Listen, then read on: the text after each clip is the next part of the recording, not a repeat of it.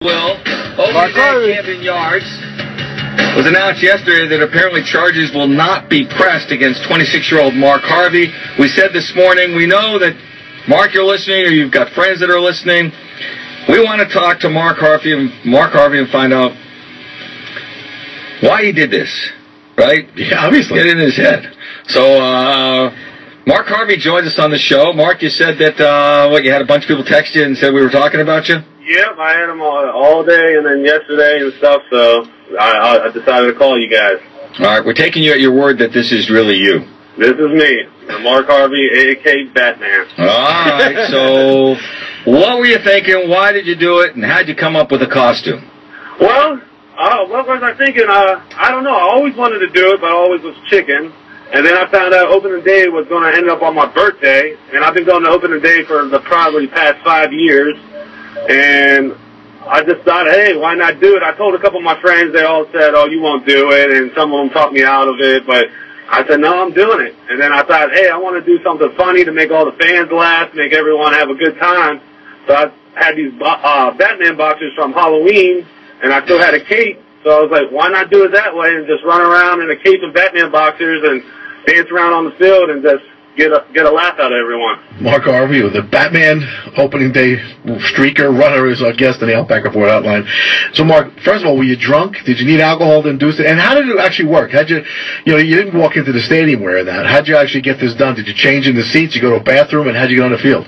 Well, I kind of planned it out pretty good. I knew that they had that platform out in right field where everyone sits to take care of the field. So I knew I wanted to start there and start dancing on there.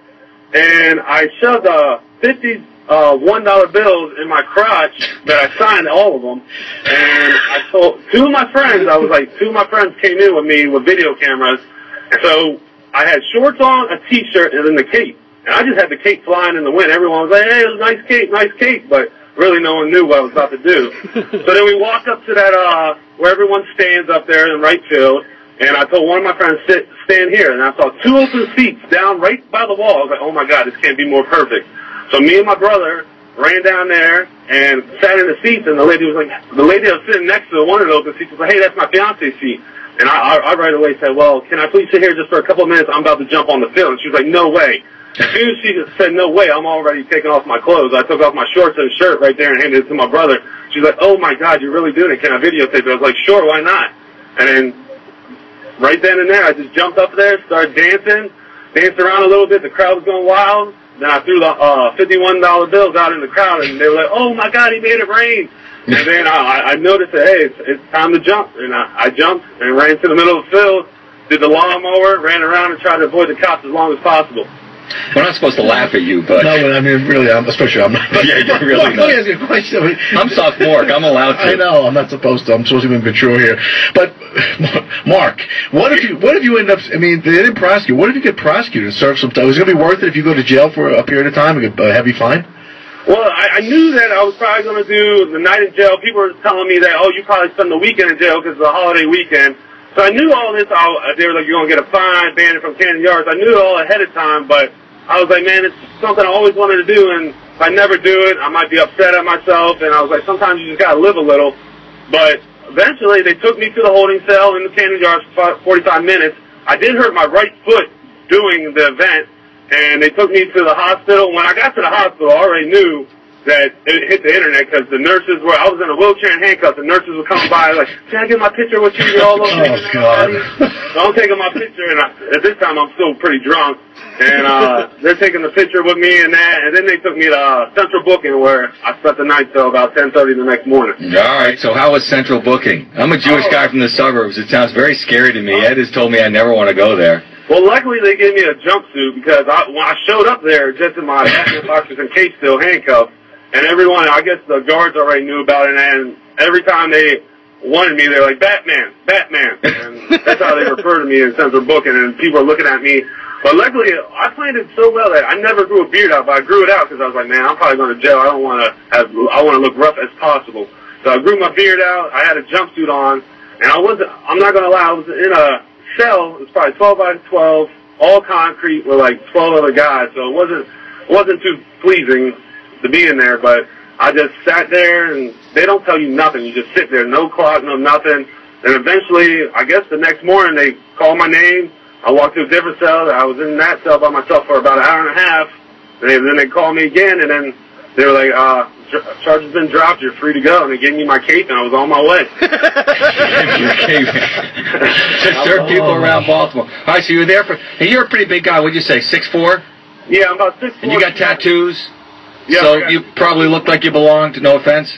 Oh, yeah. Well, I saw my picture they took when I did this fingerprint. I was like, geez, I do look like I belong in here. It was a pretty rough picture because I was hungover, I had my beard, and I was in an orange jumpsuit. So you seem not the least bit remorseful or regretful. So are you glad you did this?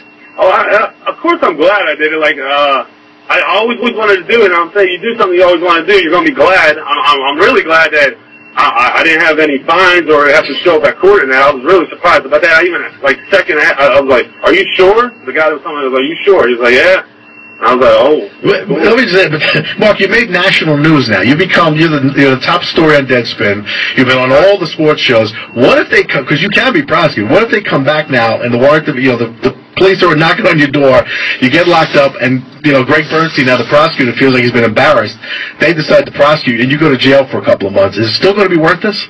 I mean, when that time comes, I'll probably maybe rethink it, but right now it's worth it. I mean, hey, I've been living here my whole life. I go to 7-Eleven now, and people are like, hey, Batman. The people that recognize me, of course, so like people that don't really know me, they don't know I'm the Batman, but people that I live around and I haven't seen in a while, and my Facebook page is just blowing up. I get friend requests like nonstop. I got people posting stuff all over my Facebook, and just. Have you had sex yet because of this? I was just gonna say, have you gotten laid on this deal yet? I mean, there's a lot of girls that hit on my phone. Surprisingly, I was like, hello. That night, Saturday night, they had a cookout at my house, and I swear at least 50 people showed up to say, oh my God, you're amazing. It's a yes or no question. It was ridiculous. Yes or no? What? Did I get laid? Yes. Man, I really didn't need to do this to get laid, but yeah, I got laid because of this. Of course, everyone wants to sleep with that. Oh my God. Okay, well look, when you do get arrested, because now after this interview, no, I guarantee now they come forward. I will just say this: I'm honored to tell you that make your first phone call to 410-583-1057, the Fan, because we'd love to get you on again. Now. Look, I'm appalled by this. I think this is terrible. You're appalled. You're giggling. But could you do my kid's birthday party next month? Of course. Because we want Batman there. You better wait till the fall. Before I even did this, every party I go to, every time we go out, everyone just wants to take me because I love to dance and I just love to have a good time. If you ever hang out with me, I never have a bad time. It's always even in jail. Well, I know, but the police department, you had a bunch of cops chasing you.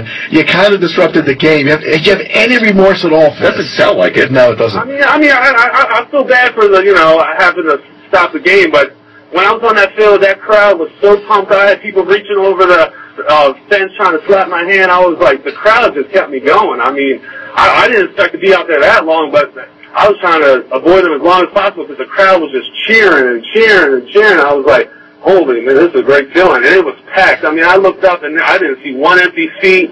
I was like, oh my God. You got a better ovation than Kevin Gray did on opening day.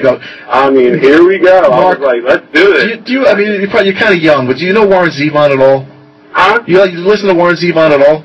A little bit. I mean, I am a truck driver, so I listen now and then, but I'm in and out of the truck. But do you know the song Mr. Bad Example? Yeah. That's you. There you go. By the way, Mark, I'm just curious. How were the cops to you when they got you in? Did you get roughed up at all? I mean, on the field, I definitely got roughed up on the field. When they tackled me, trust me, there was plenty of knees and elbows in me and telling me to just be calm and all that. But once they got me in, they treated me pretty good. I mean, my foot hurt. They got me a wheelchair, and they were polite, but I mean, they were definitely upset, but they were definitely polite. All right, let us know when the next autograph signing is going to be. Well, I mean, there's plenty of people that got them ones out there because I had 51 flying in there, and they were all signed. So from your crotch. All right. All right, Mark. Good luck. Let us know when you're released from prison. I will, and hey, it might not be the end of Batman, so just keep a lookout. All right. All right, see you, man. All right, you guys have a nice one. I don't know how we're supposed to handle this interview, but poorly. clearly, this is certain to be a great deterrent to other people that are thinking about this. Yeah. This public service message brought to you by the Norris and Davis Show. Your thoughts on that? 410-583-1. I'm just shocked he's not remorse at all. No, not even went to jail. We should find out how many other times he's been to jail. There must be more. 410-583-1. Shovels of